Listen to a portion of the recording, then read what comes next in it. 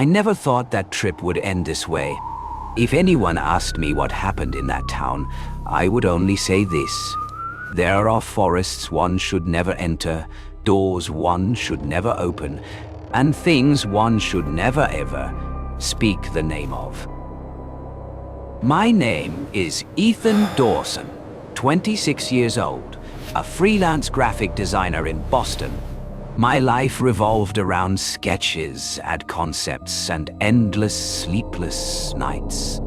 My small apartment sat on the third floor of an old building, its window facing Maple Street, a place where winter always came early, where the cold wind slipped through every crack as if whispering secrets.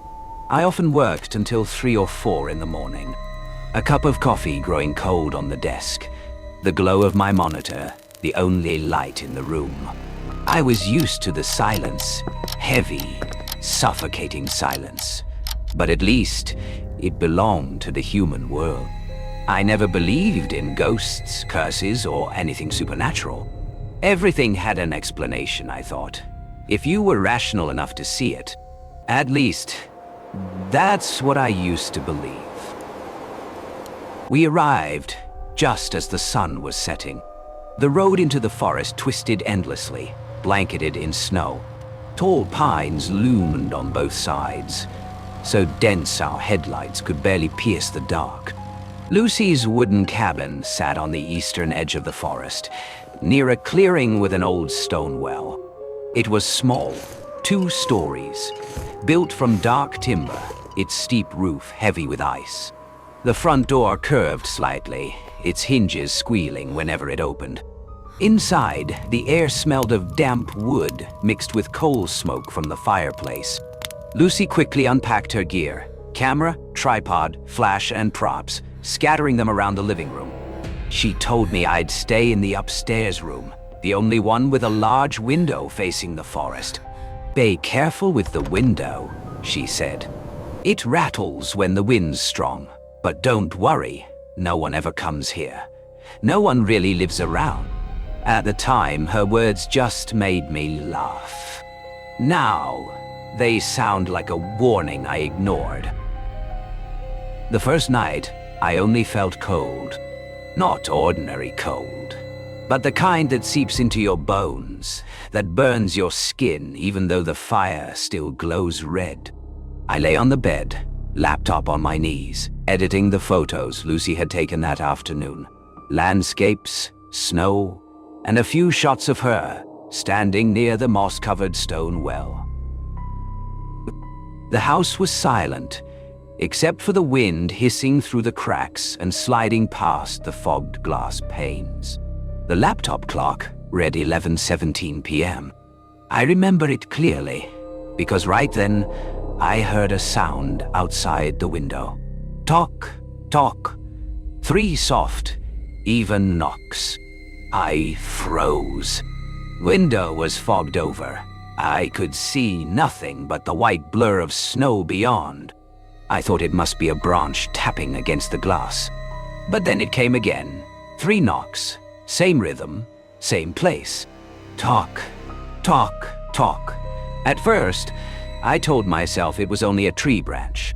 The wind could make anything moan or creak in strange ways. But when I leaned closer, I realized something was wrong. On the misted glass was the imprint of a human hand, 5 long, thin fingers pressed hard against the pane from outside. They slowly slid downward, leaving behind a dark, wet smear, thick and red, like blood, trailing to the bottom edge of the frame. My heart pounded. I stumbled back, eyes locked on the crimson streak spreading across the mist. Then, without thinking, I bolted down the stairs to the living room. Lucy was at her laptop, reviewing the photos she'd taken. The pale light from the screen washed over her face, making her eyes look hollow in the cold blue glow. "Lucy!" I gasped. "There's someone outside, by the upstairs window." She looked up, frowning. "What are you talking about?" I saw a hand, Someone was pressing on the glass. I swear I didn't imagine it. Lucy sighed, glancing at the wall clock.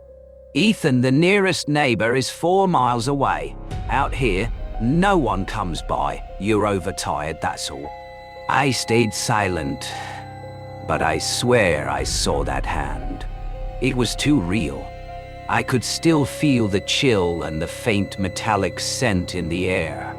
I looked toward the staircase, waiting for a sound, but the house was deathly still. The second night, Lucy decided to shoot in the forest at night. She said she wanted to capture the moonlight reflecting on the snow. I didn't want to go. I told her what I'd seen wasn't a dream, but she laughed. Ethan, you're stressed. Don't let your mind play tricks on you. So I followed her, reluctantly. Snow was falling harder now, and Lucy's flashlight beam wavered with each step. The weak light brushed over the black trunks, tall and close, like giants whispering in some ancient language. Whenever the wind blew, snow showered down from the treetops, cold as ash. Lucy busied herself adjusting her camera while I held the flashlight. There was nothing but darkness and our breaths turning to fog. Then I saw it. Between two trees, about 10 meters away, a tall, thin figure in a dark cloak. It stood motionless, utterly still. The wind passed. Snow fell on its shoulders, yet it didn't move. Lucy, I whispered, trembling. Someone's behind you. She spun around. The beam swept across the clearing. Nothing. Only gray trunks and the icy wind. There's no one, she snapped. Are you trying to scare me? I said nothing. I knew what I saw, because the moment I blinked, that figure was gone. We returned close to midnight. Neither of us spoke. Lucy reviewed her photos. The images scrolled by. Snow, trees, breath. Then she froze at one frame. In the photo, Lucy was taking a shot. I stood behind her holding the light. But behind me, in the darkness, was a white face reflected in the snow. No eyes, no nose, only a gaping black mouth. Lucy went pale. I couldn't breathe. We didn't say another word on the way back. The next morning, I woke to the wind howling through the cracks. The house was empty. Her camera still sat on the table. Her coffee was still warm. I called out. No reply. The front door was wide open, snow blown halfway across the rug. Outside, footprints, small ones, Lucy's, leading into the forest. I followed. They went on for a while, then stopped. The snow was disturbed, sunken deep, as if someone had been dragged away. Beside the hollow lay a dried sprig of mistletoe, tied with a red thread, still stained with blood. Now, I'm sitting in the upstairs room, writing everything down. The window before me is fogged over. Outside, snow falls endlessly. I can still see that handprint from before, but this time it's not sliding down. It's pressing harder, as if trying to open the glass. And through the freezing wind, I hear it again. Talk, talk, talk. 3 knocks. Steady, close. I grabbed my phone, hands shaking so hard I almost dropped it. No signal. No service. Blinked again and again. I tried GPS. Only a blank map, a single dot floating in white. Snow kept falling, thick and heavy, like it meant to bury everything. I turned back toward the hole, heart hammering. As I passed the bathroom, I heard dripping. Tap, tap, tap. Slow and even, as if someone had just washed their hands and forgotten to turn off the tap. I pushed the door open. The light flickered twice, then stayed on. Steam fogged the mirror, but there was something written on it, drawn by a fingertip. "Don't leave the house. He's outside." The letters trembled, crooked, as though written by a hand stiff with cold. The steam was still fresh. Someone had written it minutes ago. I almost screamed. Who wrote it? Lucy. Impossible. She was gone. Or that thing from the woods. I ran through the house, locking every door, pulling down curtains, wedging chairs under knobs. The wind howled, making the walls groan. I sat near the fireplace, trying to stay calm, but the flame seemed to shrink with every breath. Night fell quickly.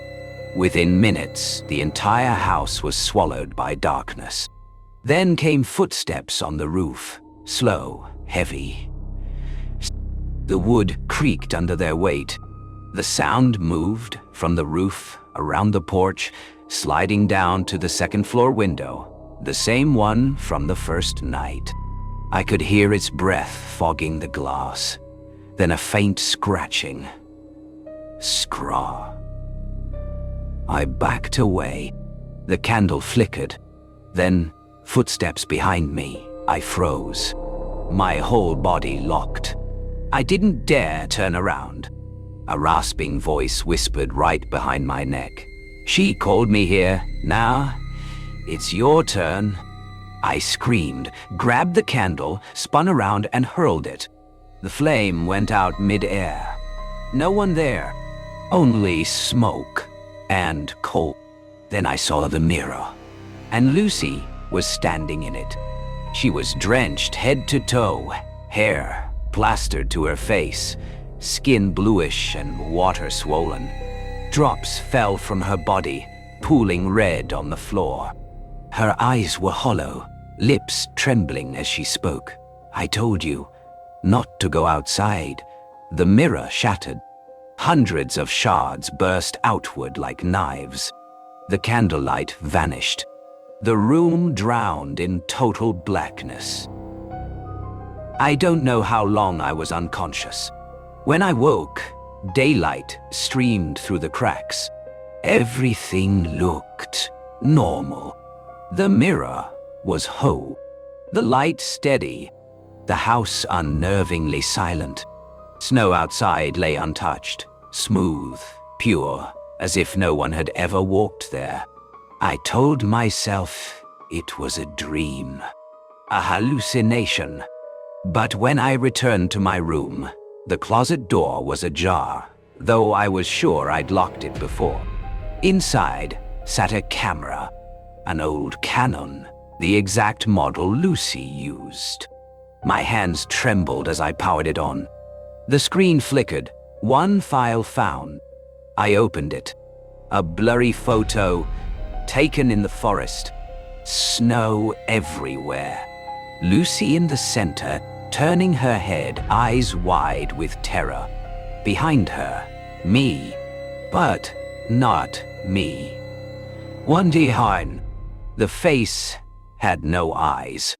Only two black holes bleeding down to a mouth, grinning far too wide. And then I realized, in that photo, Lucy was standing in the very room I was in. The closet door behind me clicked softly. I hurled the camera to the floor. Glass shattered. But within the cracks of the screen, a red light still blinked. Steady, unblinking, like an eye watching me. That night, snow fell thick again. I huddled in the living room, every lamp on, yet the shadows clung to the corners like tar. The clock froze at 2:47 a.m. when the first knock came. Talk, talk, talk. The wind outside died. The silence inside was absolute. Then the knocking came again, louder, closer, until the door burst open with a shriek that sliced through the dark. Wind and snow rushed in, whipping the curtains. Through the swirling frost, a figure stepped across the threshold. Lucy died. Or rather, something that looked like Lucy. Her face was wax white, her eyes sunken and black. Her neck tilted sharply to one side, as if broken. Wet hair clung to her shoulders, dripping foul-smelling water onto the floorboards. She moved slowly, dragging one leg, each step scraping. "Cree, then," she rasped, voice distorted. "We're not done taking pictures." I stumbled back, snatched a candle, and ran upstairs. The door slammed. I locked it. Outside, footsteps stopped. Then came the scratching. Scree, scree. Each scratch carved letters into the wood. "Open up. I'm waiting." I could barely breathe. The walls felt like they were closing in. I crawled into the wardrobe, trying not to make a sound. The wind outside went silent. All I could hear was my heartbeat and the damp, musty smell of rotting wood. Then, a cold hand brushed my neck. I froze, trembling. A warm breath at my ear, smelling of earth and decay. "Nov, it's your turn." Everything went black. When I awoke, daylight streamed through again. Everything looked normal. The door is still locked. No scratches, no footprints. But the closet stood slightly open, and inside was Lucy's camera. I turned it on. The final image appeared, Lucy in the forest, turning back in terror. Behind her, me. But my face was eyeless, bleeding, empty. Days later, locals saw smoke rising from the cabin. When police broke in, it was empty. No Lucy, no me. Only a single camera on the table, containing over 100 photos, all taken from inside a wardrobe facing the bedroom door. In the last frame, a white hand was reaching out, opening the door. A year later, the house was abandoned. Snow still falls there. People say that every Christmas night, a faint red light flickers from the upper floor, and if you pass by, you'll hear 3 knocks from inside. Talk, talk,